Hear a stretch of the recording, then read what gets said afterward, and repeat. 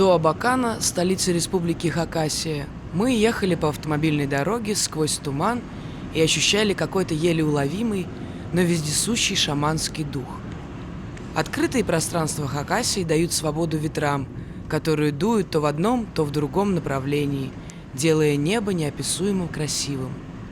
Здесь множество больших и небольших соленых и пресных озер. Говорят, что вода из них избавляет от насморка навсегда.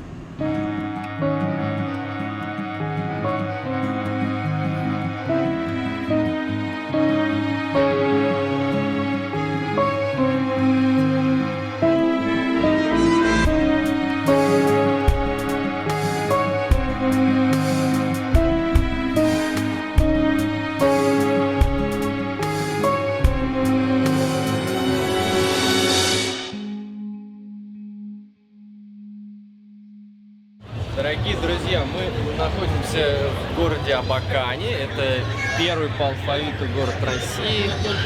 Вот. Ну, на самом деле, город из себя ничего особенного не представляет. Мы приехали сюда, в общем, в самый обычный день. И, в общем-то, ничего такого особенного здесь не происходит. Как вы видите, обычно вот что здесь происходит? Все виды проектных работ здесь происходят. Недавно день строителя был, да? Электроника и радиотехника, курорты. Вот. Да, Даш? Да, очень скучный город. Я скажу, что в субботу в Биробиджане было веселее. Намного. Ладно, пойдем. Да.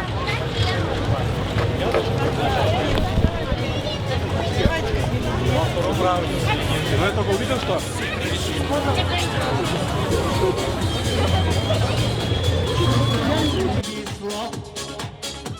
Тебе давно все ясно, только прячешь взгляд своих красивых глаз. И опять напрасно. В Абакан мы приехали на празднование Дня города. Празднуется он ежегодно в последнюю субботу августа. Горожане очень любят этот праздник. Кажется, что в гуляниях принимают участие почти все жители. Каждый может найти себе развлечения по вкусу, и это правда. Здесь и танцы, и спортивные состязания, и безумные автогонки в центре города, и национальная кухня, и развлечения для самых маленьких горожан, и театр под открытым небом, и фестиваль бардовской песни, и литературные чтения. И Ленин здесь есть тоже. Как бы оно ни было, да, Ленин задвигал там свою революцию и тому прочее, где-то что-то как-то. Это привело к чему? Привело вот, что мы сейчас живем в нашем мире непосредственно, в наше время. Но я не знаю, что-то менять, ну зачем, для чего это что-то? Вот, допустим, меня лично это устраивает. Что лично для вас, Владимир Ильич? Кто это? Революционер, да, который внес непосредственно какой-то вклад в развитие нашей страны. Ну, лично мое мнение, надо его похоронить. Может, все-таки человек, ему надо покоиться. Всем нашим встречам разлуки, увы, суждены, увы, суждены. Тихий печален ручей мой янтарной сосны, сосны. Теплом несмелым подернулись угли костра.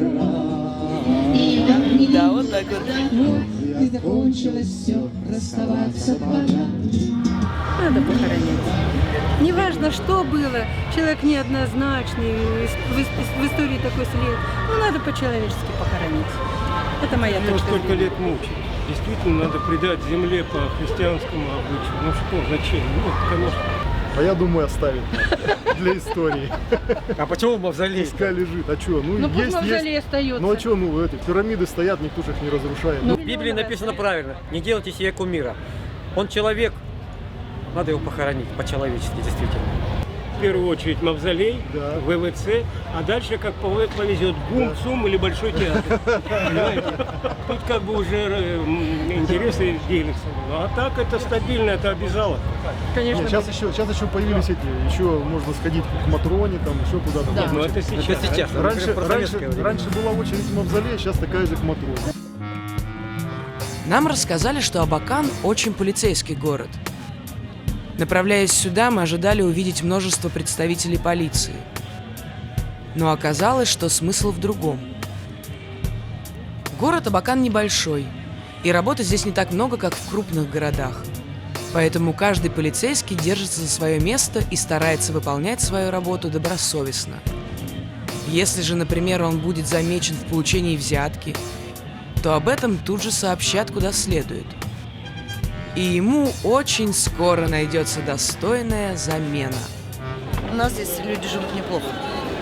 И люди очень любят свой город. Вот что касается Абакана.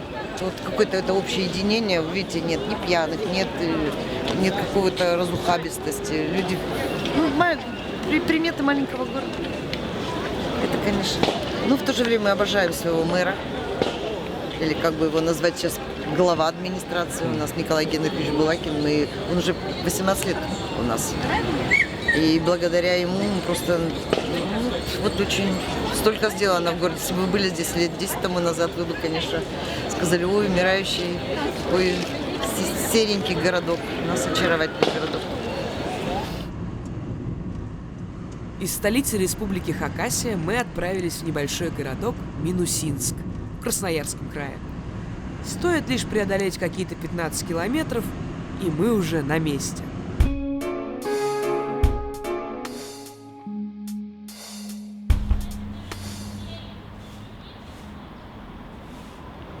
Как вы видите небольшой сибирский городок воскресным утром? Наверное, вы представляете неспешную провинциальную жизнь, старушек, обсуждающих соседей, играющих детей. Все верно. Этот город именно такой.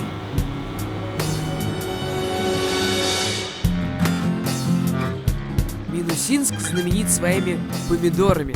В Кривическом музее есть целая экспозиция, посвященная ежегодному конкурсу на самый большой выращенный помидор. Любой желающий может подать заявку на участие и под чутким надзором комиссии вырастить помидор и принять участие в помидорной битве. Хотя конкурс и кажется шуточным, но приз победителя вполне серьезный. Автомобиль, а слепок с овоща победителя отправляется в музей. А вы слышали о том, что сейчас идут разговоры о том, чтобы захоронить Владимира Ильича Ленина?